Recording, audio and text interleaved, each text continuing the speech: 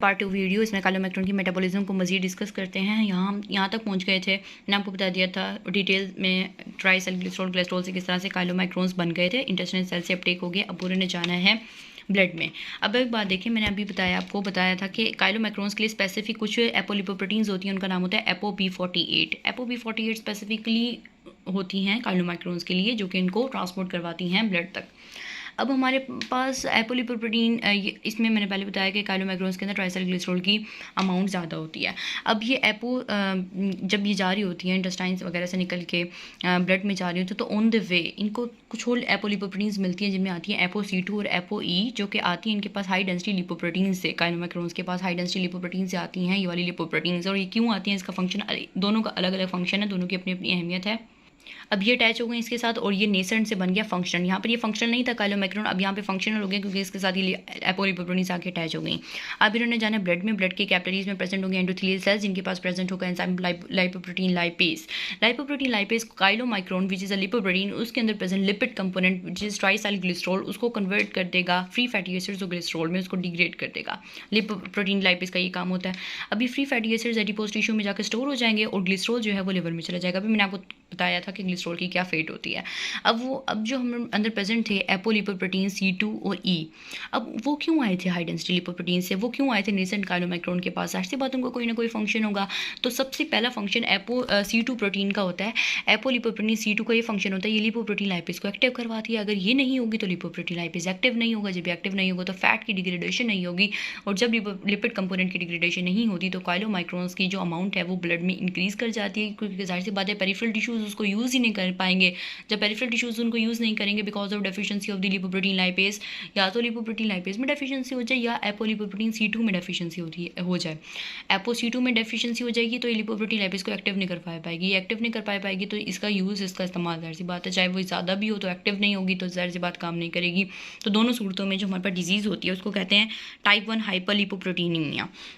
यहाँ पर आपकी बुक में लिखी हुई है, ये देखें, यहाँ पर ये टाइप 1 हाइपरलिपोप्रोटीनीमिया हो जाएगी, या फिर फैमिलियल काइलोमैक्रोनीमिया हो जाएगी, डेफिशिएंसी ऑफ द LPL और ApoC2 की वजह से। ठीक है, और इसमें क्या होगा, फास्टेड स्टेट भी है ना, मिसाल के तौर पर आपने भी कुछ खाया भी नहीं है, फिर भी आपकी बॉडी में ट्राइसैलिग्लिसरॉल का लेवल ज़्यादा होगा, क्योंकि पेरिफेरल टिश्यूज कंज्यूम ही नहीं कर रहे उसको because of the deficiency of the enzyme. ठीक है, ApoB48 को ApoB48 क्यों कहा जाता है?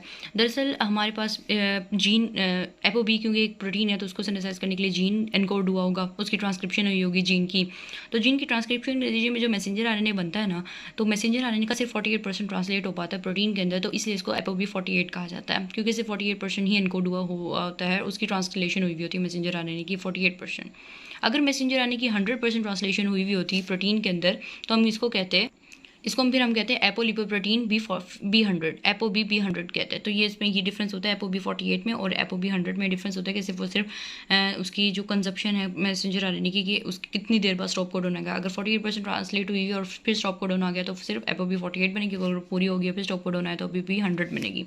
उसके बाद काइलोमैक्रोन की असेंबली के दौरान एक एंजाइम होता है, उसका नाम होता है माइक्रोसोमल ट्राइग्लिसराइड ट्रांसफर प्रोटीन, जो कि हमारे पर लिपिड और एपोलिपोप्रोटीन को कंबाइन करने के लिए ज़रूरी होता है काइलोमैक्रोन ताकि बने। ठीक है, और ये जो एंजाइम है ये दोनों को कंबाइन करवा देता है। जब एक और बात इंपॉर्टेंट है वो आपको भी बता देती हूँ। समझिए, ये इंटेस्टाइनल सेल है, इंटेस्टाइनल सेल का ये ब्रश बॉर्डर है, यहाँ से हमारे पास वो लिपिड्स अंदर आए थे, जिनकी लिपिड्स अंदर आए थे, उन मोनोसैलिग्लिसरॉल जो कि डाइजेस्ट होकर बने थे। ट्राइसैलिग्लिसरॉल के नतीजे की डाइजेशन के नतीजे में मोनोसैलिग्लिसरॉल बना था, कोलेस्ट्रॉल ईस्टर की डाइजेशन के नतीजे में कोलेस्ट्रॉल बना था। यहाँ पर प्रेजेंट था स्मूथ एंडोप्लाज्मिक रेटिकुलम, उसके एंजाइम्स को इस्तेमाल करते हुए हमने उनको वापस कन्वर्ट कर दिया था ट्राइसैलिग्लिसरॉल में, और हमने उनको कन्वर्ट कर दिया था कोलेस्ट्रॉल में। अब उनको कन्वर्ट करके हमने करवाना था काइलोमैक्रोन को बनाना था। तो माइक्रोन ये बनने के लिए ना रफ एंडोप्लाज्मिक रेटिकुलम से रफ एंडोप्लाज्मिक रेटिकुलम ने बना ली प्रोटीन ApoB48 प्रोटीन बना ली। ठीक है, अब दोनों कंपोनेंट्स हमारे पास दोनों कंपोनेंट प्रेजेंट है। अब दोनों को जाहिर सी बात है कंबाइन करने के लिए हमारे पास एक एंजाइम होगा, वो अभी पड़ा है माइक्रोसोमल ट्राइग्लिसराइड ट्रांसफर प्रोटीन चाहिए होगी। ये वाली प्रोटीन हमें जो है वो इसमें चाहिए होगी, माइक्रोग्लिसराइड ट्रांसफर प्रोटीन, ये MTP चाहिए होगी। अब MTP ने दोनों को कंबाइन तो कर देना है, लेकिन एक बात ध्यान में रखें, कंबाइन हो जाएंगे लेकिन गोल्जी अपरेटस तक पहुंचने से पहले ही कंबाइन हो जाएंगे ये दोनों। ये मतलब ये कंबाइन हो गए, इनको काइलोमैक्रोन्स बन गए। अब ये काइलोमैक्रोन बन के जहाँ गोल्जी अपरेटस के पास जाएंगे, गोल्जी अपरेटस में जाके ये बन जाएंगे सीक्रेटरी वेसिकल्स। सीक्रेटरी वेसिकल्स के बाद जाके ये इंटेस्टाइन से रिलीज हो जाएंगे लिम्फेटिक सिस्टम लिम्फेटिक सिस्टम से फिर उन्होंने ब्लड में जाना है, ठीक है। अब लिम्फेटिक सिस्टम से ब्लड में चलेगी, वहाँ पे बताया लिपोप्रोटीन लाइपेज होता है जिनको डिग्रेड करवाते हैं टैग कंपोनेंट को। उसके बाद एपोलिपोप्रोटीन्स ApoC2 रह गई और ApoB48 रह गई। ApoC2, ApoB48, ApoE लिपोप्रोटीन्स रह गई। ApoC2 का तो काम हो गया ना, उसने लिपोप्रोटीन लाइपेज को एक्टिव करवा दिया, उसने वापस HDL हाई डेंसिटी लिपोप्रोटीन के पास चले जाना है। अब ApoE और ApoB48 जो है वो पीछे बच गई। ApoE का काम होता है इसने लिवर के ऊपर प्रेजेंट रिसेप्टर को रिकॉग्नाइज करके उसको अटैच करवाना होता है काइलोमैक्रोन को उसके साथ। तो ApoE ने तो रहना है, और ApoB48 तो उसकी यूनिकनेस है, तो वो ApoB48 काइलोमैक्रोन के साथ रहेगी, क्योंकि एपोलिपोप्रोटीन जो है वो लिपिड को होल्ड करके रखेगी, ठीक है। हाँ, तो ये इंपॉर्टेंट यही बात बताई गई कि लिवर में अटैच होने के बाद जब chylomicron rich cholesterol Easter rich क्यों कहा गया, CE रिच क्यों कहा गया, क्योंकि टैग तो डिग्रेड हो गए यहाँ पे। लिपोप्रोटीन लाइपेज ने यहाँ पे ट्राइसल्ग्लिसरॉल कंपोनेंट को डिग्रेड करवा के उसको फ्री फैटी एसिड ग्लिसरॉल में कन्वर्ट करवा दिया। तो अब जो काइलोमाइक्रोन रेमनेंट बन गया ना, काइलोमाइक्रोन तो नहीं रहा क्योंकि टैग कंपोनेंट तो डिग्रेड हो चुका है। तो अब कोलेस्ट्रॉल ईस्टर रिच हमारे पास काइलोमाइक्रोन रेमनेंट है, वो स्पेसिफिक रिसेप्टर जो लिवर पर प्रेजेंट होंगे ApoE लिपोप्रोटीन के लिए, वहाँ पर जाके वो एंडोसाइटोज हो जाएगी काइलोमाइक्रोन का रेमनेंट। अब एंडोसाइटोज वेजिकल जो है यहाँ पे लिखा हुआ है लाइसोसोम के साथ फ्यूज़ हो जाएगा।